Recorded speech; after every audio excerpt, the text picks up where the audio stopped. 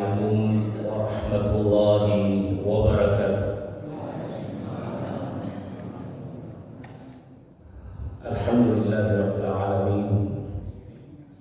Hamdan syakirin, hamdan na'imin, hamdan yuwafi ni'amahu wa yukafi'u mazidah. Ya Rabbana lakal hamdu kama yanbaghi li jalali wajhika wa li 'azimi sultanik. Allahumma fassalli wa sallim wa barik ala sayyidina wa habibina wa nabiyyina wa syafi'ina wa maulana Muhammadin wa ala alihi wa ashabihi wa man tabi'ahum bi ihsan ila yaumil.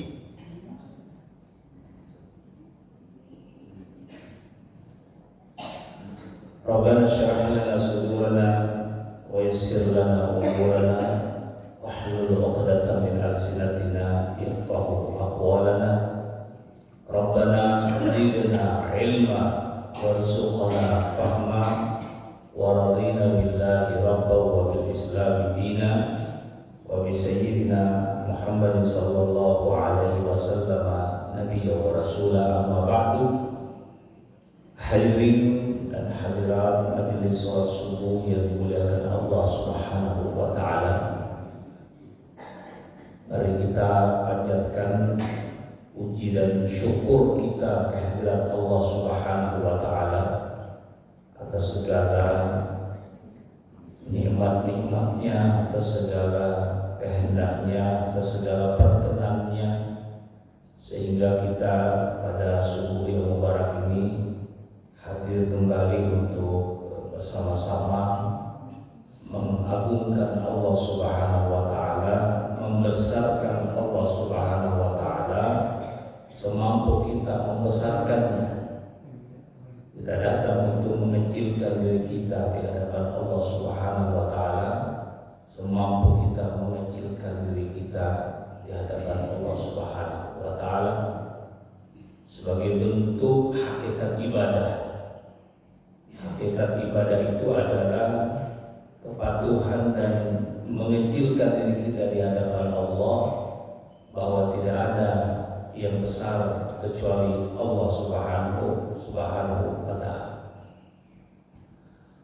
Al-Imam Al-Ghazali mengatakan bahwa kalimat alhamdulillah itu adalah ungkapan syukur seseorang. Kalau ada seorang hamba Allah yang mengatakan alhamdulillahirabbil alamin, berarti dia bersyukur kepada Allah Subhanahu wa taala. Nah, kalimat alhamdulillah ini ya adalah pengakuan kita akan kebesaran Allah.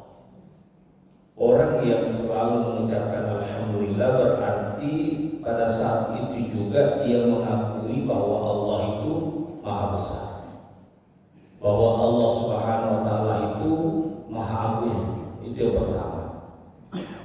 Kemudian kalimat alhamdulillah itu juga adalah kalimat pengakuan atas nikmat-nikmat Allah. Makanya ulama tasawuf mengatakan bahwa kalimat alhamdulillah itu adalah kalimatul i'tiraf.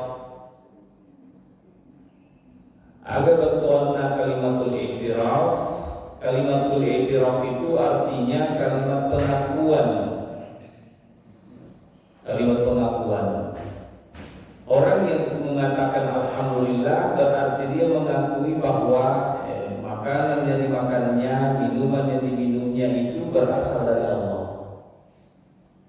Orang selalu mengucapkan alhamdulillah berarti dia mengakui bahwa pakaian yang dipakainya itu berasal dari Allah Subhanahu wa taala.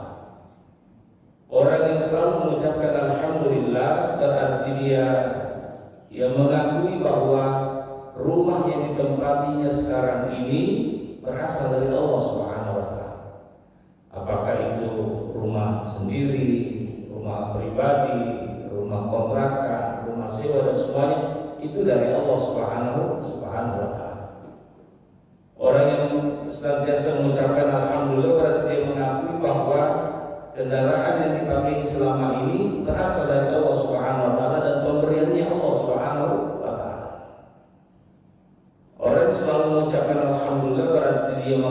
bahwa pekerjaannya, jabatannya, profesinya, ya pangkatnya itu pemberian Allah Subhanahu wa taala.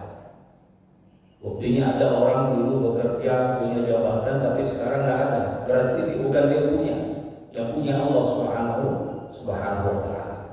Sehingga kata ulama tasawuf, orang yang selalu mengucapkan alhamdulillah itu adalah orang yang berakhlak mulia. Orang yang selalu mengucapkan alhamdulillah itu adalah orang yang berbudi luhur. Kenapa? Karena naisennya lena, dia tahu dirinya bahwa apa yang dimakannya, apa yang diminumnya, apa yang dikendarainya, apa yang ditempatinya selama ini dia dapatkan bukan karena kehebatannya, dia dapatkan bukan karena usahanya murni, tetapi pemberiannya Allah Subhanahu wa taala. Ya, pemberiannya Allah Subhanahu wa taala.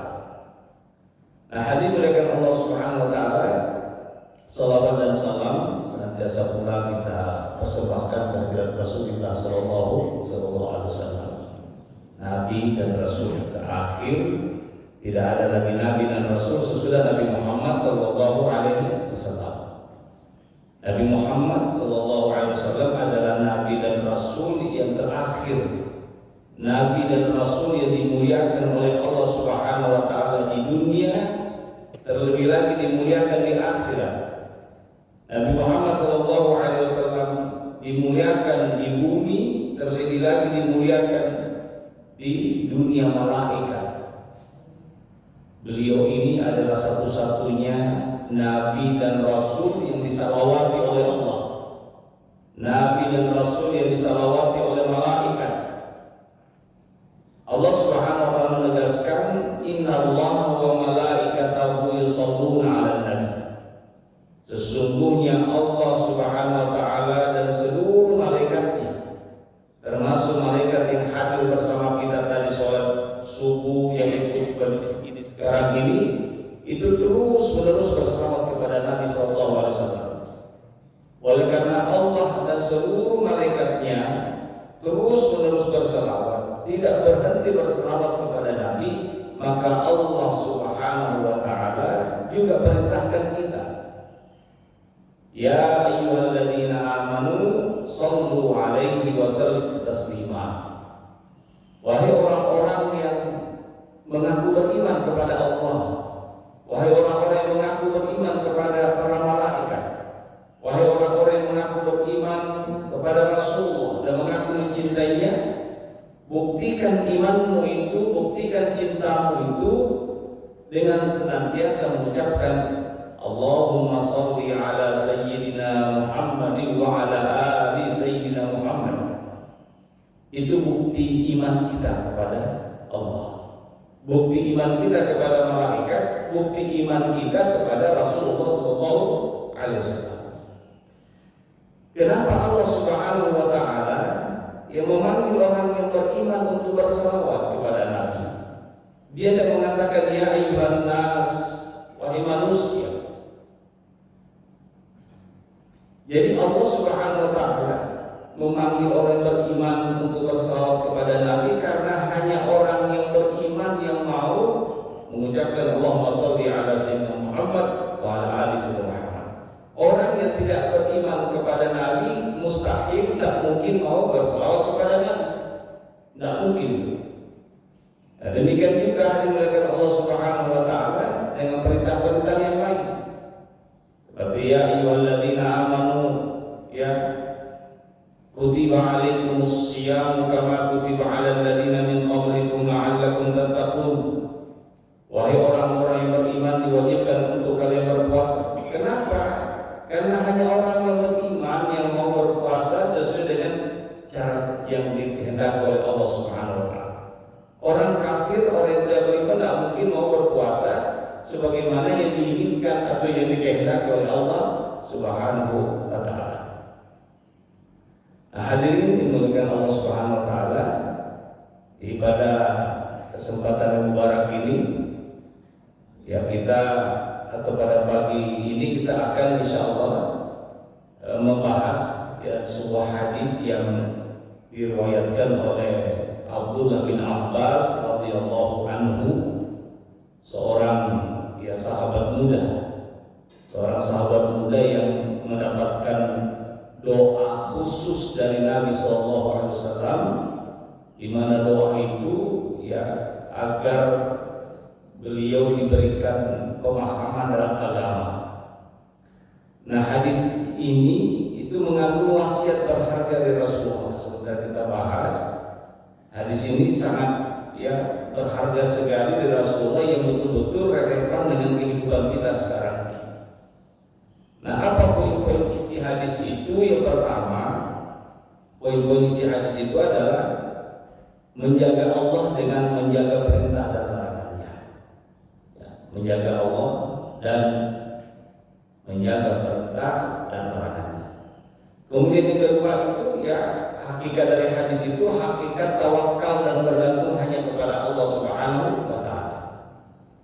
Kemudian yang ketiga, poin-poin penting dalam hadis sebentar kita bahas itu konsep takdir dan ketetapan Allah dalam kehidupan manusia.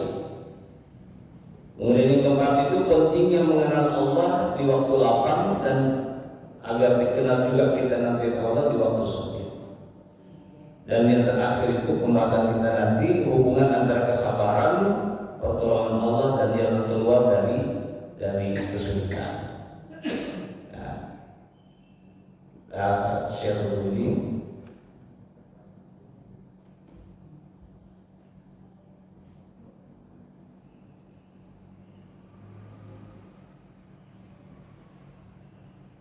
Ini nambah saja.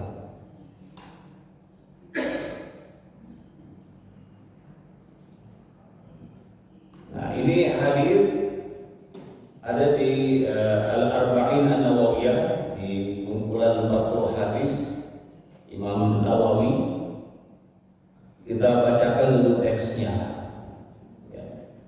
An Abi Al-Abbasi Abdullah ibn Abbasin radhiyallahu anhuma qala kuntu khalfan nabi sallallahu alaihi wasallam yawman faqala ya ghulamu inni uallimuka kalimatin ihfazillaha yahfazka ihfazillaha tajidhu tujahaka idza sa'alta fas'alillah wa idza ista'anta fasta'in billah wa'lam anna al-ummata law ijtama'at 'ala an yanfa'uka bi syai'in lam yanfa'uka illa bi syai'in qad katabahu Allah laka wa in ijtama'u 'ala an yadurruka bi syai'in lam yadurruka illa bi syai'in qad katabahu Allah 'alaika rufi'atil aqlamu wa juffatis suhufu rawahu at-Tirmizi. Ada juga riwayat yang lain diriwayatkan oleh Tirmizi, juga ada yang diriwayatkan oleh Imam Ahmad.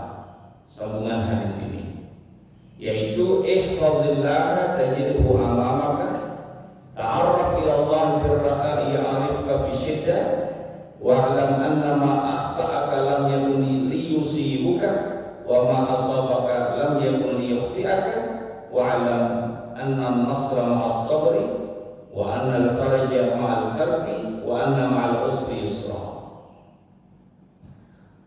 Pertama-tama kita lihat terjemahannya dulu. An Abi Al-Abbas, dari Abi Al-Abbas. Hadis ini diriwayatkan dari Al-Abbas Abdullah bin Abbas radhiyallahu anhuma. Semoga Allah memberikan keridhaan kepada keduanya. Siapa itu? Yaitu Abdullah dan Abbas. Ibnu Abbas ini berkata, kuntu khalfan Nabi. Saya pernah berada di belakang Nabi sallallahu alaihi wasallam. Yauman, pada suatu hari. Pada suatu hari aku pernah berada di belakang Nabi sallallahu alaihi wasallam. Faqala, lalu Nabi mengatakan, ya ghulamu, wahai nak, ya nak, panggil anak. Ini padahal ini sepupunya Nabi, tapi dengan memanggilnya nak, wahai nak, ya wahai anak muda. Ini aku sesungguhnya u'allimuka mengajarkan kepadamu kalimat dan beberapa kalimat. Aku akan mengajarkan kepadamu beberapa kalimat. Ihfazillah yahfazka. Jagalah Allah, maka Dia akan menjagamu. Ini pertama. Ihfazillah tajidhu tujahaka. Jagalah Allah, maka engkau akan mendapatkan Allah di hadapanmu. Idza sa'alta fas'alillah. Jika kamu meminta, maka mintalah kepada Allah Subhanahu wa taala. Idza sa'alta fas'alillah. Jika kamu meminta, maka mintalah kepada Allah Subhanahu wa taala. Selanjutnya wa idza sta'anta fasta'in billah. Kalau kamu mau meminta bantuan, maka mintalah bantuan kepada Allah Subhanahu wa taala. Lanjutnya hadis wa'lam annal ummata. Ketahuilah bahwa bila mana seluruh manusia atau seluruh makhluk semuanya ijtama'at, semuanya berkumpul ala ayyanfa'uka bisyai'in, ya ketahuilah seandainya seluruh makhluk ini berkumpul untuk memberikan manfaat bagimu, untuk menolongmu, untuk memberikan kebahagiaan untukmu, lam yanfa'uka bisyai'in, mereka tidak akan memberikan manfaat kepadamu yang sudah ditetapkan oleh Allah Subhanahu wa taala. Yang kecuali yang sudah ditetapkan oleh Allah. Kemudian lanjut hadisnya wa in ijtama'u ala ayyadruka bisyai'in. Seandainya seluruh makhluk yang ada di bumi ini semuanya mau memberikan kerugian kepadamu, mau membahayakan kamu, lam yadurruka, mereka tidak akan bisa membahayakan kamu kecuali kalau sudah ditetapkan oleh Allah Subhanahu wa taala. Rufi'atil aqlam. Jadi catatan atau pulpennya malaikat itu sudah diangkat. Ya sudah diangkat, sudah ditetapkan di semuanya. Wa juffatis suhuf, dan kertas catatan malaikat itu sudah kering. Sudah tidak bisa dirubah lagi. Kalau sudah ditentukan kita selamat, maka kita selamat. Kalau sudah ditentukan kita dapat celaka, kita dapat celaka. Semuanya sudah tercatat dengan rapi. Ya. Ini hadis diriwayatkan oleh Tirmizi dan derajatnya hadis ini hadis hasan sahih. Wa fi riwayat ghairi Tirmizi, ada juga riwayat yang selain Imam Tirmizi, yaitu riwayatnya Imam Ahmad. Ya, ihfazillah tajidhu amama. Jagalah Allah, maka Dia akan berada di depanmu. Ta'arraf ila Allah fil rakhai ya'rifka fi syiddah. Ya, kenalilah Allah ya di saat kamu senang, supaya Allah juga mengenalmu di waktu kau susah. Wa'lam annama akhta'aka lam yakul liyusiba. Ketahuilah bahwa apa saja yang luput darimu, yang terlewat darimu, itu tidak akan pernah mengenaimu. Kalau sudah luput darimu, sudah lewat darimu itu masalah, tidak akan kena lagi kamu. Wa ma asabaka lam yakul liyukhti'aka. Dan segala sesuatu yang sudah mengenaimu itu tidak akan pernah luput lagi. Sudah dikena, ya kamu tidak akan luput lagi, tidak bisa mengelak lagi kalau sudah dikena. Wa'lam, ketahuilah, annan nasra, bahwasannya kemenangan itu ma'as sabar, itu disertai dengan kesabaran. Kemenangan, kesuksesan itu disertai dengan kesabaran. Wa annal farja ma'al karbi, bahwasannya bebasnya seseorang dari segala masalah itu dengan sabar. Wa anna ma'al usri yusra, bahwasannya bersama dengan kesusahan itu ada kemudahan. Ada kemudahan. Nah, sekarang kita mau tahu dulu. Kita akan jelaskan ini pelan-pelan. Kita mau tahu siapa Abdullah bin Abbas itu. Abdullah bin Abbas ini adalah ibnu Abbas ibnu Abdul Muttalib. Abdullah ini adalah anaknya Abbas. Abbas ini siapa? Anaknya Abdul Muttalib. Berarti Abdullah ini adalah sepupunya Nabi, sepupu satu kalinya. Nabi ini Abdullah bin Abbas. Dia sepupu satu kali. Siapa Abbas itu? Abbas itu saudaranya Abdullah. Abdullah itu ayahnya Nabi Muhammad SAW. Ya.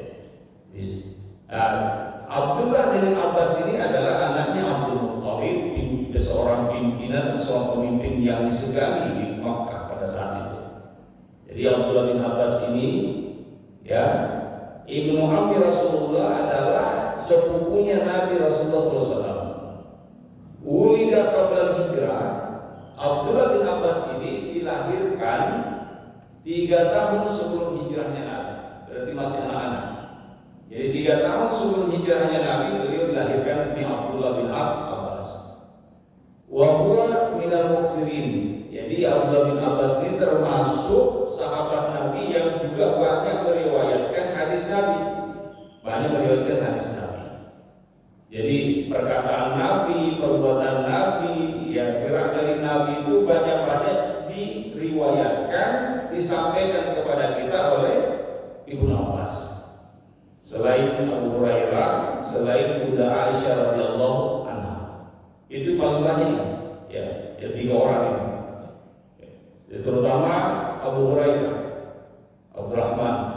Jadi Abu Hurairah ini juga paling banyak meriwayatkan hadis, ya, kecuali di dalam rumah Nabi. Kalau dalam rumah Nabi itu yang paling banyak meriwayatkan adalah Bunda Aisyah radhiyallahu anha.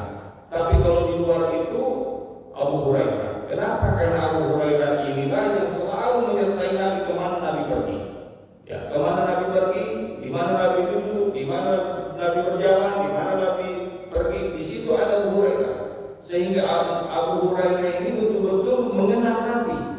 Ya, gerak-gerik Nabi, sikap Nabi, ya, sikap Nabi, wajah Nabi ketika berubah seperti dia tahu betul wataknya Nabi SAW. Paling banyak beliau itu meriwayatkan hadis itu kepada kita, sehingga kita betul-betul tahu tentang Rasulullah SAW.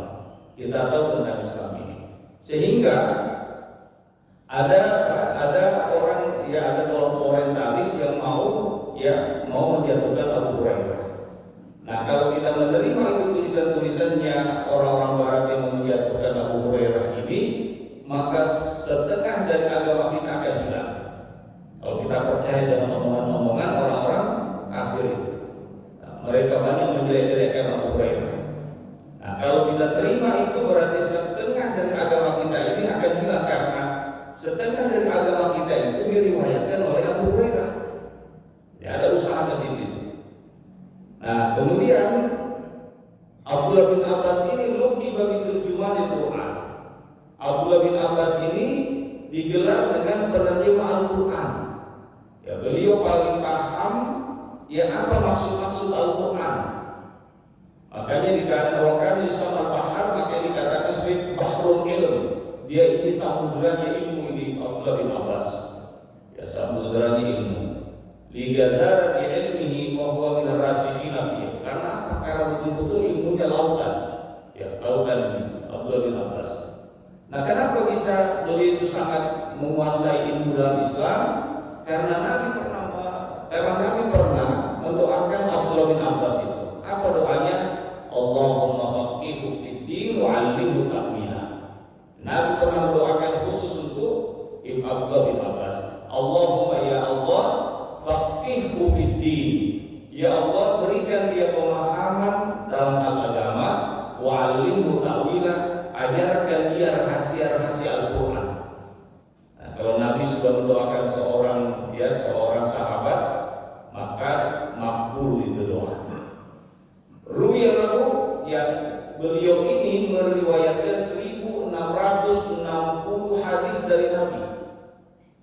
Jadi beliau tahu betul itu, ya, perkataan Nabi, sikap-sikapnya, ucapannya, semuanya dia tahu. Ini 1660 hadis. Nah, kemudian tufiya bi Taif sanad 8 Jadi beliau itu wafat di kota Taif. Jadi orang yang haji, orang yang umrah itu kalau ke Taif jangan lupa untuk berziarah ke makamnya Ibnu Abbas. Ini Abdullah bin Abbas. Jangan lupa untuk berziarah. Jangan hanya naik kereta gantung saja bolak-balik di situ, setelah itu pulang lagi ke Mekah. Ya, dianjurkan kita berziarah ke makam beliau, ya, Abdullah bin Abbas. Umurnya waktu itu adalah 68 tahun ketika beliau wafat. 68 tahun di kota Taif. Wa huwa ibnu ihda wa sab'in, tahun 65. Tamanu Sittin, jadi tahun 68 Hijrah meninggal beliau. 68 Hijrah, dan beliau wafat itu pada umur 71 tahun. Ya, panjang umurnya beliau. 71 tahun umurnya, ya, kalau beliau meninggal tahun 68 Hijrah. 68 Hijrah. Sallallahu alaihi Muhammad ibn Hanafiyah, ketika beliau wafat, siapa yang mensalatkannya, salat jenazahnya? Yang salatkan jenazah adalah Muhammad ibn al-Hanafiyah. Muhammad ibn al-Hanafiyah ini anaknya Ali bin Abi Thalib, dari istri yang lain selain Fatimah. Jadi, nah dari keturunan Muhammad ibn al-Hanafiyah ini maka lahirlah, ya, yang lahirlah gelar, ada digelar dengan Sayyid dalam bahasa Arab. Itu dari keturunan Muhammad ibn Hanafiyah. Kalau keturunan dari Hasan Husain itu Habib, ya, Habib. Di Mesir itu banyak sekali keturunan Muhammad ibn Hanafiyah. Jadi gelarnya Sayyid atau Sayyid.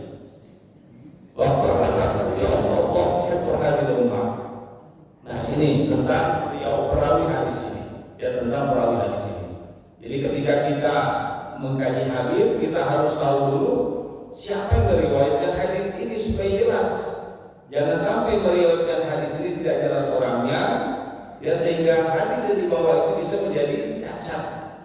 Nah, kalau sudah jelas hadisnya ini bahwa yang meriwayatkan ini hadis, yang menyampaikan hadis ini dari Rasul kepada kita, ya, yaitu Abdullah bin Abbas, maka tidak diragukan lagi. Nah, hadis ini, ya, hadis ini menurut para ulama kita sangat agung sekali hadis ini. Ya, dia memang sangat, hadis ini sangat ringkas tetapi mengandung makna yang sangat dalam. Ya, mengandung makna yang sangat dalam. Nah, coba kita lihat. Jadi Abdullah bin Abbas mengatakan, "Kuntu khalfan Nabi sallallahu alaihi wasallam." Saya pernah di belakang Nabi. Maksudnya di belakang Nabi itu bagaimana? Maka dijelaskan ulama kita, yahtamilu an raqibun ma'ahu. Boleh jadi Abdullah bin Abbas ini, ya, menunggang bersama Nabi, menunggang hewan tunggangan kuda atau bigal. Ada yang mengatakan bahwa, ya, beliau itu berada di belakang Nabi SAW. Dan boleh jadi juga wa yahtamilu annahu yamshi, boleh jadi juga beliau itu berjalan di belakang Nabi. Ya, jadi ada yang mengatakan ketika Abdullah bin Abbas mengatakan saya pernah di belakang Nabi, itu boleh jadi dia dibonceng oleh Nabi, ya, di atas kuda tunggangan, atau boleh jadi juga dia berjalan di belakang Nabi SAW. Makanya hadis itu banyak dia punya penafsiran, boleh jadi begini, boleh jadi begini. Nah, walakin kalau wahyu Ali bin Abbas, ya, ada juga mengatakan bahwa, ya, ada kuda atau bigal yang dihadiahkan oleh Kaisar Persia waktu itu kepada Nabi, lalu Nabi mengendarainya. Nah, disitulah kata para penafsir bahwa, ya, Abdullah bin Abbas itu dibonceng oleh Nabi di atas seekor bigal, karena dia masih kecil kayak seperti ini, diletakkan di belakangnya. Sama kita naik motor sekarang. Jadi dulu itu tidak ada motor, yang ada adalah kuda, onta, bigal. Nah, ini yang pertama. Jadi ternyata menurut para ulama kita, Abdullah bin Abbas itu, ya, dibonceng oleh Nabi Shallallahu Alaihi Wasallam, ya, di belakangnya ketika mengendarai seekor bigal. Jadi bigal itu adalah campuran antara kuda dengan keledai. Jadi campuran antara kuda dengan keledai. Kalau kuda jelas, keledai juga jelas. Nah, silang, kawin silang antara kuda dengan keledai ini namanya bigal. Dia tidak terlalu tinggi, juga tidak terlalu rendah seperti keledai, tidak juga terlalu tinggi seperti kuda Arab. Dia berada di tengah-tengah.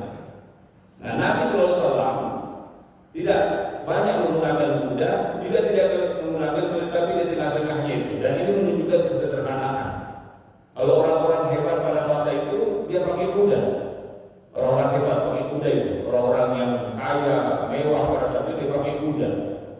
Nah, kemudian orang yang paling miskin dia pakai himar itu, pakai keledai. Nah, di tengah-tengahnya itu orang yang dianggap sederhana menggunakannya. Kemudian anjurkan Allah. Jadi suatu hari dia mengatakan dia gulam. Kata-kata gulam itu dalam bahasa Arab anak-anak, ya anak-anak mulai umur setelah dia menyusui 2 tahun sampai umur 9 tahun. Itu namanya gulam. Ya, Nabi memanggil Abdullah bin Abbas dengan dia gulam. Jadi gulam itu adalah anak yang sudah disamping, ya setelah 2 tahun menyusu pada ibunya sampai umur 9 tahun namanya gulam. Namanya gulam. Wa kana sinu inda zatis asinin. Jadi umurnya Abdullah bin Abbas pada masa itu ketika dia dibonceng oleh Nabi di atas ekor bigal 9 tahun. Ya 9 tahun umurnya. Wa qila asya, ada yang mengatakan 10 tahun. Ya. Inni u'allimuka kalimatin, sesungguhnya aku akan mengajarkan kepadamu beberapa kalimat. Maksudnya apa? Saya akan memahamkan kepadamu, saya akan memberikan pemahaman kepadamu beberapa kalimat yang bermanfaat ya untukmu. Yanfa'uka Allahu bihinna. Ya, bermanfaat untukmu itu kalimat. Apa itu? Pertama, yang aku ajarkan kepadamu wahai anak, wahai gulam, yaitu ihfazillah yahfazka. Yaitu jagalah Allah. Ya, ay ihfaz awamirahu wa imtithaluhu. Jadi Nabi mengatakan jagalah Allah. Maksudnya jaga Allah itu jagalah perintah-perintahnya. Ya, apa yang diperintahkan kepadamu laksanakan. Ya, wamtasilu dan laksanakan semua perintahnya Allah. Itu dimaksud dengan jagalah Allah. Ya, jagalah Allah maka ya jagalah Allah Subhanahu wa taala, maksudnya itu adalah jagalah selalu perintahnya. Ya, dan laksanakan perintah Allah. Wantahi an-nawahi, jagalah Allah dengan meninggalkan larangan-larangannya. Ya, yahfazka fi taqallubatika dunya wa akhiratika. Kalau kau jaga itu perintah-perintah Allah, kau laksanakan perintah-perintah Allah, kau jauhi larangan-larangan Allah Subhanahu wa taala, maka Allah akan menjagamu dari segala masalah kehidupan dunia dan akhirat. Dijaga oleh Allah Subhanahu wa taala. Yang penting jaga itu kata Nabi, jaga perintah Allah, laksanakan perintah Allah, yang kemudian jauhi larangan-larangan Allah Subhanahu wa taala, maka Allah pun juga akan menjagamu dari segala masalah kehidupan dunia dan akhirat.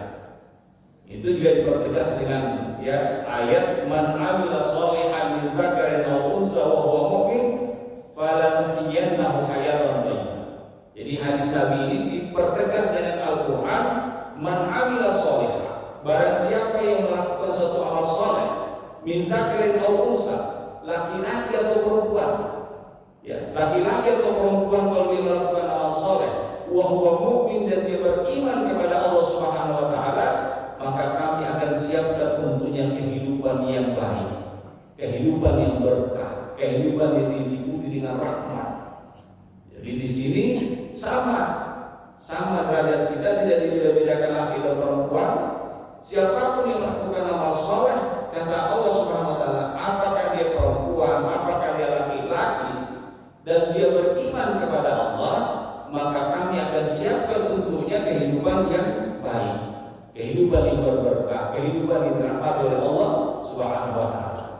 Jadi cocok sekali dengan hadis Nabi, jagalah perintah-perintah Allah, ya jauhi larangan-larangan Allah Subhanahu wa taala, maka kamu juga dijaga oleh Allah Subhanahu wa taala dari segala masalah dunia akhirat.